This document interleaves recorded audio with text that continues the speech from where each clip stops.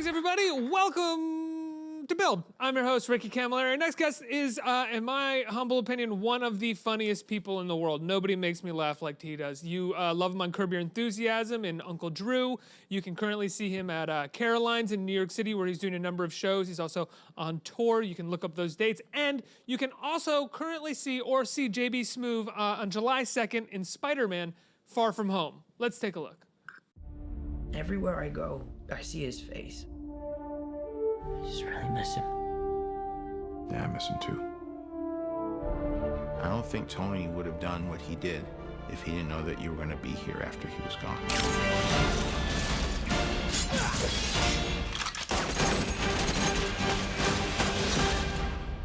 You gonna be the next Iron Man now? Well, no, I don't have time. I'm too busy doing your jobs. Oh! I'm kidding. Look, keep up the good work. Because I am going on vacation. Heads up, Nick Fury's calling you. I don't really want to talk to Nick Answer Fury. the phone. Why? Because if you don't talk to him, then I have to talk to him. I don't want to talk to him. You sent Nick Fury to voicemail? I gotta go. You do not ghost Nick Fury. What up, dorks? What's up? We're just talking about the trip. I'm here in St. Marco Polo. Oh, I think MJ really likes me. that reminds me when I first fell in love.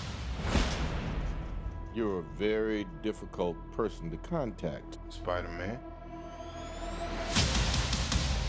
This is Mr. Beck. We could have used someone like you on my world. Your world? Beck is from Earth, just not ours. The snap tore a hole in our dimension. You're saying there's a multiverse? We have a job to do, and you're coming with us. There's gotta be someone else you can use. What about Thor? Off-world. Captain Marvel? Unavailable. But I'm just a friendly neighborhood Spider-Man. Bitch, please, you've been to space. What do you want, Peter? I want to go back on my trip with the girl who I really like and tell her how I feel. MJ, I am Spider-Man. No, of course I'm not. I mean, it's kind of obvious. You're right, you may not be ready, but this is my responsibility.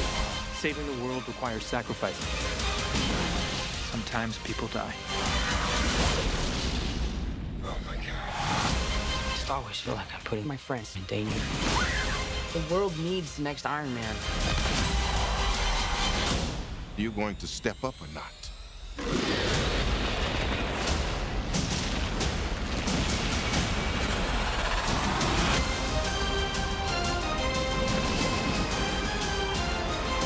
I gotta get you guys out of here. Get on the jet. Who are you? I work with Spider-Man. You work for Spider-Man? I work with Spider-Man, not for Spider-Man. New plan. Hey, everybody, please welcome the one and only JB Smoove. What's going up, on, man? man? What's going on? Oh, man, it's always great, man. How are you? I'm doing great, man. You know, I just, we had our premiere for this amazing movie, Spider-Man Far From Home, on Wednesday, man. It was, How'd it go? oh, man, absolutely fabulous, man. Have you been a fan of comic books and Marvel movies since you were a kid? Since I was a kid, I loved comic books. I mean, that's how it was done back in the day. You go buy a stack of comic books and you read them. You sit there all day just reading them, and I loved them. X-Men, Avengers, Spider-Man is my favorite. Thor, you name it, I loved all of them. Yeah, So what was it like when you got the call to come be in a Marvel movie, to come be in a Spider-Man? Oh, it was great. You know, I had my toe in it because I did for Spider-Man Homecoming. Right. I did an Audi commercial with Tom Holland, and Spider-Man was in the movie, of course. That was a lot of fun. So that's like my toe was in there. You're playing the driving instructor, Yeah, right? driving instructor. Yeah, so I got a chance to have fun with him on set. And I was already excited about that. If this movie never called me, I would have said, you know what? I worked with Tom Holland in a Spider-Man Homecoming Audi commercial, and I would have been satisfied. But, you know, when they called me about this, I said, okay, I'll do it. You know, a lot of fun doing it. And we shot around the world, man. We shot in Venice. We shot in Prague. We shot in London. Wow. It was absolutely amazing. But the place I loved the most was Venice. I felt like I belonged in Venice. Really? My real first name and my real middle name is Jerry Angelo. So every time I put my passport out, everybody would say, oh, welcome back home, Jerry Angelo. I would say, Italiano. Had you been to Venice prior to the shoot? No. Right. And then they told me, it starts telling me stuff. They said the place is sinking, and at some point this whole place is going to be underwater in about maybe 100 years or something like that. I'm like, really? This is going to be underwater? how crazy is that? You know, and I was like, wow. I mean, it's beautiful. If you haven't been to Venice, it's beautiful. I'll tell you one thing, too. I don't know how it happened, but I had the best Mexican food I ever had in my life in damn Venice. And I live in damn L.A. There's Mexican food everywhere, you know what I mean? How do you eat the best? I couldn't believe it. What is the name of this restaurant, this Mexican I forgot the name of the restaurant. Because I want the tip. Iguana something. I don't know. It was a cartoon iguana on the wall like this. Hey. Now, I was like, wow. He had sneakers on. He had sneakers on and everything. Now for the rest of your life, you have to live with telling people the best Mexican food you ever had. I'm going to have to look it up. I'm going to Google it, and I'm going to find that place, and I'm going to recommend it to anybody who goes to Venice. And everybody that you tell that to, you say, this best Mexican food is in Venice. You know, yeah, okay, Jay. No, it was delicious. Yeah, I bet. We had a great time. Prague was amazing, too. And working with these amazing kids was great, man. We hit it off. Myself and Martin Starr, of course, played chaperones for this European trip, and we were having an absolute ball over there. Very different styles of comedy as well. You guys, you complement each other very well. You know what? I love Martin, and you know, we both, of course, on HBO shows. And we got a chance to work together. We hit it off. I mean, we hit it off so well that on camera we hung out, of course, doing scenes, but we were getting cabs on our days off and go down to Mexican restaurants. Whatever. We would do whatever, you know. And we had a great time out there. And London was cool because we spent. I was in London for like 3 months. I mean, they got me an apartment, and I was basically living in London with a flat. I had a little 2-bedroom, you know. So you're basically on call for this movie, right? When you're on location. Yeah. Right. Yeah. So you are essentially living at these locations. I was living out there. How often are you on set? It depends. Some days I was on set 3 days a week, sometimes 2, sometimes 4. But you're living there 7 days a week. I was living there. I was going home, like going to a real house. Like, it was weird. Like, I could have started a whole other family. My wife would have never known about it. That's how cool it was. It was like I would go shopping. No one recognized me. I was walking. I would go shopping and everything. No one knew who the hell I was, which is weird, but, you know, it was cool. Is it weird? Do you prefer that, or do you like people calling out to you knowing who you are? You know what? It's cool because, you know, I mean, you want to do regular people stuff. Like, when I'm, like, in L.A. shopping, if I buy something that's the wrong size, I feel weird going back to the store, like the Target, and say, yo, man, these drawers don't fit, man. I wanted the medium, but I picked up a small by mistake. You know what I mean? Do you feel like people are looking at you like you're famous? Like, come on, let's buy another pair, man. You're rich. I feel like they see you differently. You can't just do stuff, you know? Complain about your coffee. This coffee ain't sweet. Can I get some more pumps of artificial sweetener in this coffee, man? You know, they give you a weird look, but most of the time they're accommodating because they know you. But when you go to London and you complaining about stuff, you know, you're a regular person. You know, they don't know who you are. Do people shout Curb Your Enthusiasm quotes at you? Oh, all the time, especially in the States, you know. Yeah. I remember one time I was in New Orleans. I was helping my wife in the car. You know, I had the door open, you know, helping her in the car. I had a gentleman. Curb Enthusiasm drive-by. It was a drive-by. I threw a roll by. Get in that ass, Larry. I'm like, who? Meanwhile, you're like being a gentleman with your wife and like ushering her into the car. Get in that ass, Larry. I was like, really? You know, you mentioned that you and Martin Starr are both on HBO shows. Yeah. And we've had a few people who are guest stars, I think, in the upcoming season. Timothy Oliphant brought it up with me. It's done shooting, right? You guys are done shooting it? We are done shooting. And we are done with season 10. We are ready to roll. When is that coming out? You know what? I fell into this trick before. You know, Larry, I mean, for some reason, last time was season 9. I'm going to be honest. I actually made season 9 happen. Because I started putting out that Larry's going to do another one. And so, you know, Larry had to do season 9. See, because I pushed him. I pushed the envelope. You know, I was a reverse spoiler. Like, I spoiled it. I spoiled it before the spoilers. You know what I mean? So I pushed him. I said something, which he didn't even make his mind up yet. Was there any sense that there was going to be 9, or were you just pulling that out of thin air? Man, I kept asking Larry. I said, look, man, if you don't come back, this pushed him the hardest. If you don't come back, Larry, spin Leon off. Spin me off. Let Leon have his own damn show. He kept laughing at it. You wanted to work. Yeah, I want to work, man. Yeah. I told Larry, don't play with my money. Don't play with my check, because I need my check. You rich, Larry? Larry rich? No, Larry is rich. Yeah, no one. No, Larry carry his money long. You know about long money? You know, most people fold their money over, put their money in their pocket. Larry carry his money like this, solid. You know how weird it is to go into so- your pocket and pull out flat money? Like, here you go. I think it's hard for people to understand just how much money you would make off of a show like Seinfeld in the 90s. How much money came in with a show like that? How many people were watching it? Larry and Jerry Seinfeld are wealthiest beyond your wildest. Larry hasn't even touched. I'm gonna tell you how rich Larry David is. He hasn't even touched his Curb Your Enthusiasm money. Because what I hear, he's very organized. He's a very organized person. He stacks his money in how he made it. You know what I mean? He has a big guy, muscle-bound guy, who goes to the bank with him and lifts up the money. Like, and he pulls, like, he'll lift the money up, and he pulls from the bottom. He pulls out, like, Seinfeld season 8 money. You know what I mean? Back down again. The Curb money back on top. I said, man, you are one organized dude, man. He don't want to touch the Curb Enthusiasm money. He's a weird dude, man. Weird dude. So I went to his house one time. He made me money lemonade. That's how much money he got. But he pretended like it was nothing wrong. There was no big deal. He's sitting there making lemonade. You want something to drink? I said, sure. I'm making some lemonade. He puts ice in it, in the glass, some water. Then he starts pulls that long money out of his pocket and starts just throwing money in the jug and starts stirring it up. Like and a little bit of lemon. You know, I'm like, really? Nothing worse than a cocky rich dude. You know what I mean?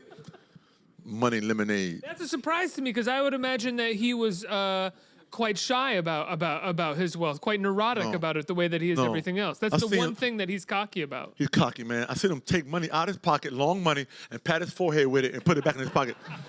So you are arrogant, dude. Scrooge McDuck over there, huh? Scrooge McDuck.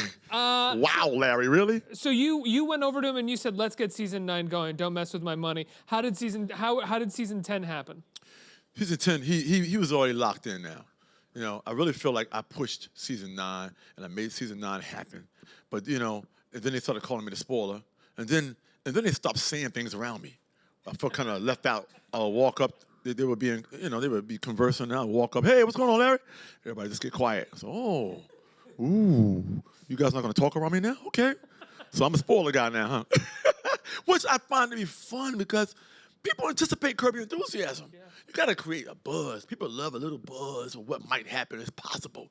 Because when I first met Larry, you know what he told me? He wasn't sure. I said, man, how many seasons are you gonna go with this show? I said, I came in season 6.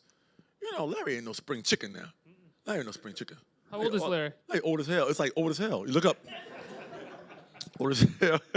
Larry old, man. I told Larry, man, no, Larry's a young guy, young spirit. I told Larry, I said, you're a young guy, man.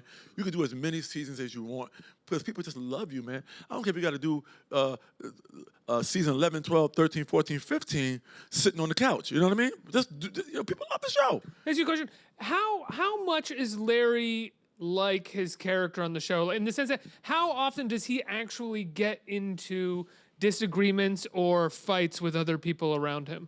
You know what? Larry's very Larry. Like, I get this question a lot. You know, is Larry David the same guy on stage, on the set as he is in person? I think he's a version of himself in real life. Like real Larry has his little quirks, and then TV Larry has his over-the-top quirks. Like, for instance, Larry David came to my birthday party, my big 50th birthday party. The most amazing birthday party you would ever. It's going to top anything you do at Chuck E. Cheese, young man. Let me tell you something. This party was amazing. It was a casino, burlesque, classic man party. That means you got to dress classic man style with the ties and the, little pocket watch, that style. Had little old cars parked outside, old cars from the 30s and 40s. Oh, man, this party was amazing. Had burlesque dancers dancing around, dancing. I had casino tables everywhere. People were gambling. It was a beautiful party. I invited Larry to my party. Larry comes to my party. I call it white man early. Larry came like 2 hours early. No, 2 hours early. Walking around the party with his little suit jacket pulled back. Same wardrobe you see on the show, with his hands in his pocket, walking around the party, looking at people and stuff. 2 hours early, too damn early. I had a room in a hotel. He calls my room. Say, hey, where you at? I said, where are you? I'm downstairs at your party. I said, really, Larry? I'm not gonna come downstairs for another hour, maybe. I said, are people there? Yeah, there's people here. I said, why would I be at my party that damn early. You know how depressing it must be to sit there waiting for people to come in your party by yourself? What? So who does that, Larry? Nobody does that. He was down there so damn early.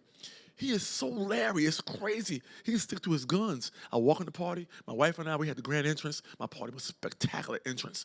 I had Michael Buffer do my little intro like I was a boxer. He said, oh, this guy comes in at 185 pounds. Let's get He ready. hails from yeah, let's get ready for the birthday boy.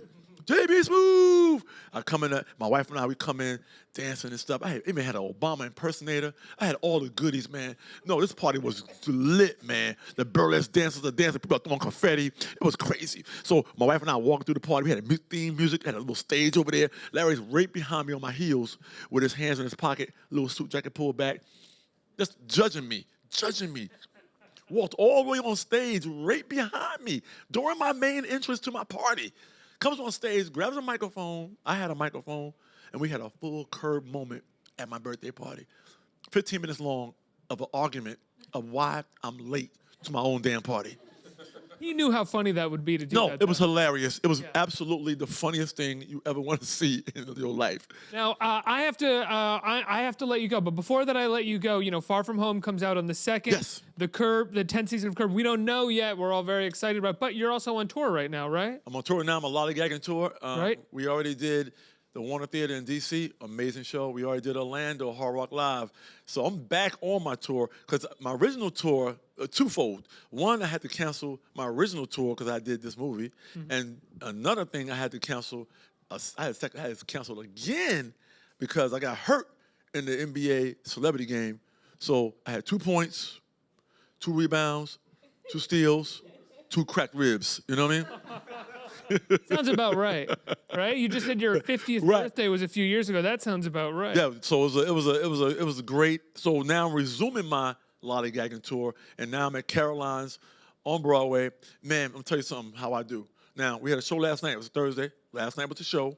Got 2 tonight. Got 2 tomorrow, and 1 on Sunday. No, this is sold out. I'm gonna tell you what I started doing. So now we already started selling lap seats. I mean, people could come in and sit on somebody's lap. That's how I do it.